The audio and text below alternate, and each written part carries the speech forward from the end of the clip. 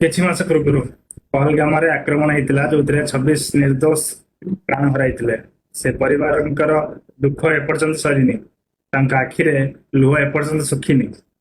କିନ୍ତୁ ଏହି ସମୟରେ ଆମକୁ ଆଡ୍ ଦେଖାଯାଉଛି ଭାରତ ପାକିସ୍ତାନ ମ୍ୟାଚ ଖେଳିବା କଥା। କିନ୍ତୁ ପ୍ରଶ୍ନ ହେଉଛି, ଯେଉଁ ଦେଶ ଆମର ନିର୍ଦ୍ଦୋଷ ଲୋକଙ୍କୁ ହତ୍ୟା କରିଥିଲେ, ସେ ଦେଶର ଟେରରିଷ୍ଟ ଦେଶ ସହିତ ଆମେ କେମିତି କ୍ରିକେଟ ମ୍ୟାଚ ଖେଳିବା? କିଛି ମାସ ପୂର୍ବରୁ ଆମର ଇଣ୍ଡିଆ ଲିଜେଣ୍ଡ ପ୍ରମାଣ କରିଦେଇଥିଲେ କି ଦେଶ ପ୍ରଥମେ ଖେଳ ପରେ। ସେମାନେ ସେମିଫାଇନାଲ ଭଳି ମ୍ୟାଚରେ ପାକିସ୍ତାନ ବିରୁଦ୍ଧରେ ଖେଳିବାକୁ ମନା କରିଥିଲେ, ସମଗ୍ର ଦେଶକୁ ଗର୍ବ ଅନୁଭବ କରାଇଥିଲେ। ତେଣୁ ଆଜିର ମ୍ୟାଚକୁ ବ୍ୟାନ୍ କରାଯିବା ଦରକାର।